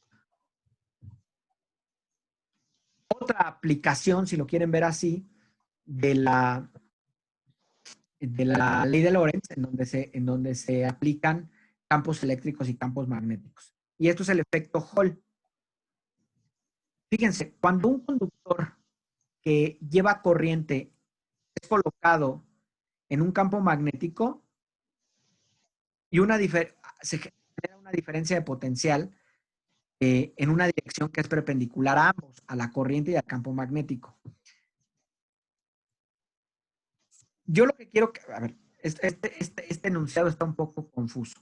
Voy a tratar de aclarar. El efecto Hall es una técnica que se utiliza mucho cuando se diseñan semiconductores, por ejemplo. Este efecto Hall del cual vamos a hablar es válido solamente para películas o para placas metálicas en este momento. Pero haciendo pequeñas correcciones, muy pequeñas consideraciones, se puede, o bueno, no tan pequeñas, haciendo algunas consideraciones, se puede aplicar para semiconductores. ¿Qué es lo que pasa en un semiconductor? Yo creo que todos están familiarizados con que los semiconductores pueden tener portadores de carga mayoritariamente electrones o mayoritariamente huecos, ¿no? De estos semiconductores que les llaman tipo N o P. Si no han oído hablar nada de eso, no se preocupen, ahorita lo discutimos. Pero el efecto Hall, lo que sirve, para lo que nos sirve, es para determinar la concentración de portadores de carga que se tienen. Pero no solo eso, también para ver el tipo de portadores de carga. Es decir, si tienes más tipo N, que serían electrones, tipo N son portadores de carga negativos, o tipo P, que son portadores de carga positivos, que son huecos. ¿Cómo funciona? Vean, esta plaquita que tienen ustedes aquí, esto que estoy enmarcando con el cursor, piensen ustedes que es una película delgada, de lo que sea, de cobre en este caso, si quieren, o de algún semiconductor, de lo que quieran. Y hay una corriente pasando, una corriente de portadores de carga, pasando a través de la plaquita. Lo primero que se debe de preguntar uno es, ¿por qué hay una corriente? Y la respuesta rápida es porque yo aquí le conecté, en este punto, perdón, le conecté aquí y acá, una diferencia de potencial, un voltaje, una pila de 9 volts, una pila de 5 volts, una fuente, todos los que estamos en carreras STEM las conocemos.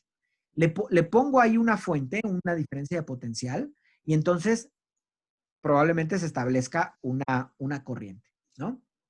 Muy bien, pero cuando establezco esa corriente y está yendo hacia una dirección, vean ustedes que en el caso de que, a ver, hay otra consideración que hay que tener en cuenta. Siempre que ponemos corriente hacia acá, siempre que va en este sentido, nosotros sabemos que los electrones viajan en el sentido opuesto, ¿no? Siempre es una convención que se ve en circuitos eléctricos. Ustedes cuando vean una corriente, si se fijan, cuando dibujan una fuentecita, ponen más, menos, y la corriente, la I sale por donde viene, cuando dibujan una fuente de voltaje, sale por el lado positivo, de tal suerte que la corriente llega hacia el lado negativo. Van electrones, fíjense, aquí estoy poniendo un portador de carga que va en sentido contrario al cual va la corriente. Entonces, piensen ustedes que de repente ya tienen la corriente que va hacia un lado y de repente meten esta plaquita en un campo magnético. Está marcado por estas tachitas en cruz, en rojo. Cuando la meten en un campo magnético, como hay aquí cargas en movimiento, estas cargas en movimiento tienen un campo magnético. A su vez, ¿no? ¿Cómo se va? ¿Cuál es la fuerza que este campo magnético va a ejercer sobre las partículas que se están moviendo debido a esta corriente? ¿Cómo la va a ejercer? Piensen en esta negativa, por ejemplo. En esta negativa se está moviendo acá, hacia la izquierda. Entonces va el vector hacia la izquierda, cruza el campo magnético, tendría que ir hacia abajo, pero como es una carga negativa, va hacia arriba. Entonces, fíjense, debido al campo magnético en rojo, estas cargas que se estaban moviendo se van acumulando en esta sección superior de la plaquita esta que estoy poniendo. Y como hay una acumulación de cargas negativas acá, pues entonces hay una deficiencia de cargas negativas acá. Y esta deficiencia de cargas negativas hace una polarización, hace que haya cargas positivas, hace que haya una carga efectiva positiva, digamos acá.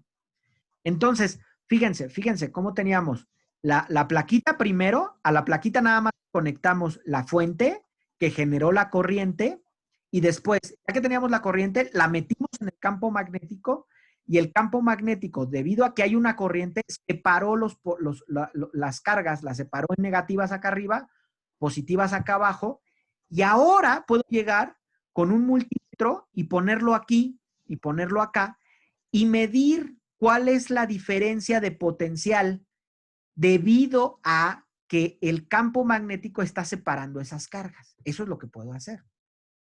Vean ustedes, si la mayoría de los portadores de carga de esta placa que yo no conozco, es un semiconductor nuevo que acabo de hacer en el laboratorio, y yo no sé si sus portadores de carga son mayoritariamente positivos o negativos, pero si resulta que son negativos, acumula las cargas negativas acá. Pero vamos a imaginar que la mayoría de sus portadores de carga no son negativos, sino que son huecos, son positivos, ¿no?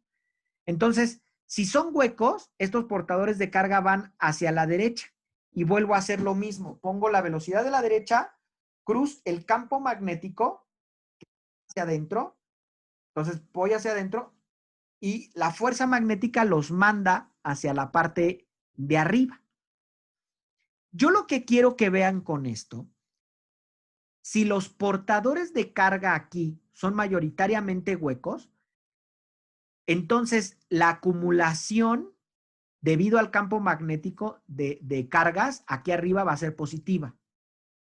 Pero si los portadores de carga son mayoritariamente electrones negativos, la acumulación aquí arriba va a ser negativa, ¿no? Es decir, y como yo estoy poniendo aquí un multímetro, yo lo que quiero medir es el voltaje que se genere debido a la separación de cargas por el campo magnético. Si el voltaje es negativo, el voltaje que mide el multímetro, entonces yo ya descubrí que la mayor parte de portadores de carga van a ser electrones. Es un semiconductor tipo N.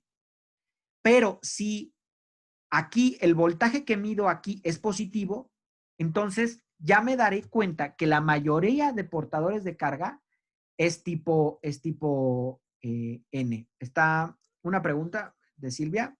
Sí, Silvia. ¿No? ¿No hay pregunta? No, muchas gracias. Ok.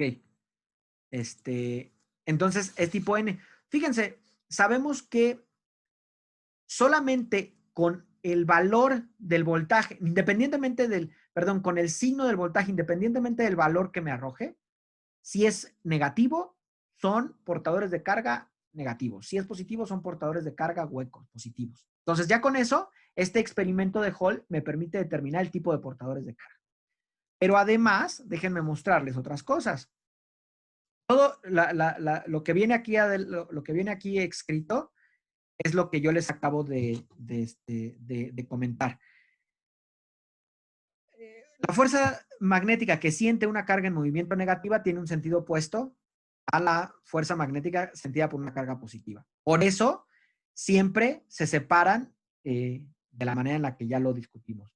Cuando un electrón viaja hacia la izquierda, en las figuras, la fuerza magnética va hacia arriba de la plaquita y los electrones se acumulan en el borde superior y crean un exceso de carga negativa en ese borde superior, como lo habíamos dicho. El exceso de carga negativa en el borde superior y carga positiva en el borde inferior genera a su vez un campo eléctrico dentro del conductor y ese campo eléctrico incrementa hasta que los portadores de carga movidos y representados en la corriente son balanceados y se mantienen en el centro del conductor. Ahora, los electrones se pueden ahora modelar como una partícula en equilibrio. y no van hacia arriba. Es decir, una vez que ya separaste los electrones y los huecos, o viceversa, huecos y electrones acá abajo, dependiendo de cuál sea mayoritario, siempre van a quedar algunos portadores de carga aquí en el centro, ¿no? Siempre. ¿Por qué? Porque a su vez esta separación genera otro campo eléctrico que va a cancelar la fuerza magnética debido al campo externo, este que está marcado con tachitas rojas. De tal suerte que siempre va a haber portadores de carga moviéndose aquí dentro como si se tratara de un selector de velocidad del que ya vimos, ¿no? Entonces, esos electrones o huecos se pueden modelar como una partícula en equilibrio y ya no van hacia arriba. Un voltímetro de alta sensibilidad conectado entre los puntos C y A a la placa puede medir la diferencia de potencial que se conoce como voltaje de Hall, que eso ya lo habíamos comentado, ¿no? Si los portadores de carga son positivos, entonces también serán más lados hacia arriba de la placa, pero el voltaje de Hall será positivo, como ya discutimos.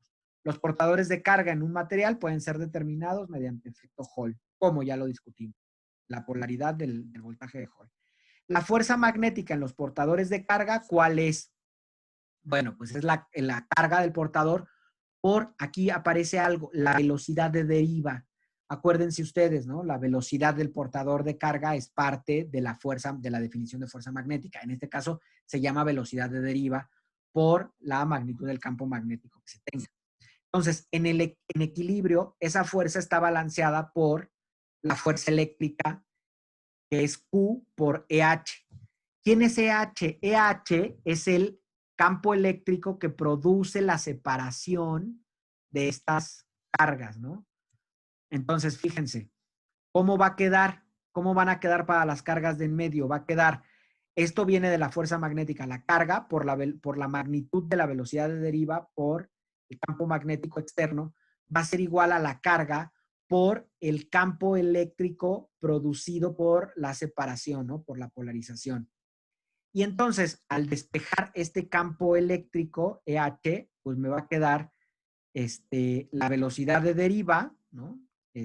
Por el campo magnético. Ahora, vamos a pensar en otra cosa. D es el ancho de la plaquita del voltaje de Hall, ¿no? ¿Cuál D? De aquí a acá, esto no está marcado aquí, pero es de aquí a acá, esto es D, ¿no? Ese D es el voltaje de Hall, perdón, ese D es el ancho de la plaquita. Y entonces, en equilibrio, bueno, eso ya lo habíamos visto. D es el ancho de la plaquita. Entonces, el voltaje de Hall está definido como el campo por el D. Esto ya lo habíamos visto de lo que, acuérdense cuando sacamos la definición de campo eléctrico en términos de voltaje, ¿no? El campo eléctrico en términos de voltaje es la medida en la que cambia un campo conforme pasa la distancia. Entonces, si nosotros queremos saber cuál es el campo, aquí todas las líneas de campo eléctrico van hacia acá, hacia arriba, ¿no? Todas las líneas de campo eléctrico. Entonces, si queremos saber relacionar este campo eléctrico con D, acuérdense cuál era fíjense, me voy hasta regresar para ver si rápidamente nada más. Pero vamos a regresarnos. Vean ustedes aquí para que vean que todo va a salir. Fíjense, la unidad de campo eléctrico es Coulomb sobre Newton y como también puede ser expresada como volts sobre metro, ¿no? Entonces, el campo eléctrico puede ser expresada como volts sobre metro, ¿no?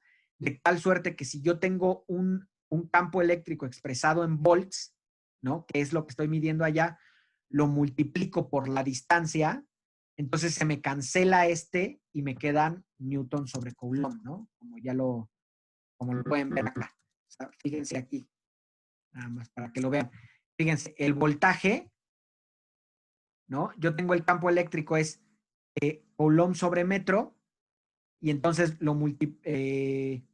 Newton sobre Coulomb, perdón, aquí Newton sobre Coulomb, que son el voltaje y lo multiplico y entonces ya puedo expresar el voltaje de Hall en términos del campo eléctrico de Hall, ¿no?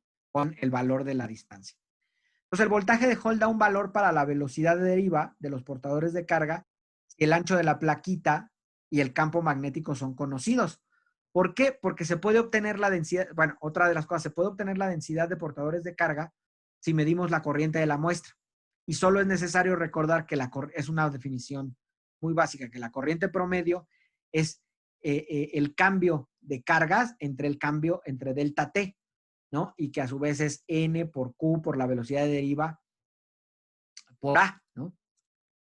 Donde A es el área de sección transversal del elemento conductor. Entonces, fíjense, la velocidad de deriva puede quedar definida como la corriente entre el número de cargas móviles por el valor de la carga por la sección transversal, por el área de sección transversal. Si sustituimos en la definición que teníamos para el voltaje de Hall, que estaba en términos del campo eléctrico producido por la separación de cargas, pues nos queda que el voltaje de Hall está en términos de la corriente que medimos, el valor del campo magnético, la magnitud del campo magnético, la distancia entre plaquitas, perdón, la distancia, D, la D es la medida de aquí a acá, eso es D, entre N por Q por A. Pero A, ¿no? Bueno, como A es el área, es T por D. ¿Quién es T por D? Fíjense, T por D es esto. Si esta es D, esta es la distancia D, ¿cómo saco el área de sección transversal por la cual corre la corriente? El área de sección transversal es un cuadrito chiquito que está aquí. Imagínense que mi celular es esa plaquita. De aquí a acá es D. Pero ¿cuál es el ancho de eso? ¿Cuál es el área de sección transversal? El área de sección transversal es esto de aquí, ¿no? Entonces, de aquí abajo acá, eso es T, que está, es este T que está aquí. Claro, yo puedo, fíjense, de aquí abajo acá, eso es D. Y si yo quiero sacar cuál es el área de esto, cuál es el área de esto que está aquí, pues yo multiplico D por la altura que es T. Entonces, ¿no? Sustituyo este A por T por D, ¿no? Y entonces, este voltaje de Hall me queda por I por B entre N por Q por T por D. Pero como había un D aquí arriba, este D se cancela y me queda el voltaje de Hall es la corriente por la magnitud del campo magnético que se encuentra inmersa la plaquita entre N, el número de portadores, por Q, por el ancho de la plaquita. Ahora, puedo hacer que I sobre N por Q sea un valor que se llama coeficiente de Hall, porque yo puedo medir, esto es lo que a mí más me importa, ¿no? Bueno, no es lo que más me importa, pero es lo que puedo medir, la corriente entre N por Q es el coeficiente de Hall, y de ahí, chicos, fíjense, ¿puedo cambiar? Y con eso terminamos, porque de ahí yo puedo determinar quién era N, fíjense. Puedo saber que el número de cargas móviles por unidad de volumen, ¿no? De aquí. Primero, vean ustedes. Con el voltaje, con este que estaba acá, solo son como pequeñas complicaciones. Con esto que está aquí, la polaridad del voltaje me dijo si eran portadores de carga tipo N o tipo P. Si son tipo N, pues son electrones y ya conozco cuál es el valor de la carga. Si son tipo N, son huecos y tienen el valor de la carga de un electrón, pero en positivo. Perfecto, ya lo conozco. Puedo medir la corriente esta que está aquí, esta corriente, la puedo medir con un amperímetro, ¿no? Con el mismo multímetro, o con el voltaje que yo estoy aplicando, puedo determinar la corriente. Entonces, puedo determinar puedo determinar cuál es el coeficiente de Hall, y de ahí, puedo determinar, de aquí arriba, ¿no? Conozco conozco el valor de ancho de la plaquita, es el espesor de mi película delgada, conozco el campo magnético, puedo medir la corriente, y entonces de aquí puedo sacar cuál es la densidad de portadores de carga. Puedo sacar cuál es la densidad de portadores de carga, puedo sacar cuál es el tipo de portador, y ya con esto defino también el coeficiente de Hall, que es algo que se reporta mucho cuando se hacen estos experimentos de Hall, ¿no? Y todo esto fue obtenido utilizando expresiones relativamente o bastante sencillas y conceptos que hemos presentado desde cero en este principio del curso, ¿no? Y creo que ya hasta nos pasamos un poco de tiempo. Es todo, chicos, y no sé si tengan alguna duda. Bueno, no solo algo rápido ahí, el coeficiente de Hall es UN o es una I. El coeficiente de Hall sí, es un 1, perdón. Es un 1 ahí. El coeficiente de Hall es un 1. Okay. Sí, ahí, Okay. Sí, solo era eso. sí, por supuesto es un 1. Es un 1. 1 sobre NQ, ¿no? Sí, de hecho, por eso cuando les estaba diciendo aquí, ¿conoces la I? No, es acá arriba, ¿no? Es en la expresión de aquí arriba. El coeficiente de Hall es 1 sobre NQ. Sí, tienes toda la razón. Muchas gracias, estimado Antonio, por la puntualización. Sí. Yo tengo otra duda. Sí. ¿Por qué se incluye la Q dentro del coeficiente de Hall si la Q siempre va a ser la carga del electrón? En este caso, ¿no? Mira, eso ahorita contestarte, no lo sé, porque de hecho, si tú omites el coeficiente de Hall y te quedas con estas expresiones, tienes todos los datos que estabas buscando en un terreno experimental. Pero el coeficiente de Hall es algo muy reportado. No recuerdo bien qué te permite comparar, ¿no? O cómo te permite evaluar. Tiene que ver con, casi estoy seguro que tiene que ver con el factor con un tipo de factor de mérito para saber qué material es más conductivo que otro. Y por eso lo reportan y por eso lo presento aquí. Pero fíjate tú que nada más es una terreno de expresarlo de esta manera, porque te queda 1 sobre NQ y desde acá es suficiente para los parámetros que buscas medir en este experimento de Hall. O sea, esto, repito, es para metales nada más, pero hay una modificación algunas consideraciones que se llevan en terrenos del estado sólido para poder hacerlo para semiconductores. Creo que ahí también el coeficiente de Hall es necesario, ¿no? Les sirve, digamos, como presentarlo para comparar o como factor de mérito, ¿no? No sé si eso más o menos ayudó de algo. ¿Sí? Perfecto. ¿Alguna otra expresión, alguna otra duda o algo, chicos? ¿No? Bueno, pues entonces con esto terminamos. Dejo de compartir, voy a dejar de compartir pantalla. Y con eso terminamos la clase.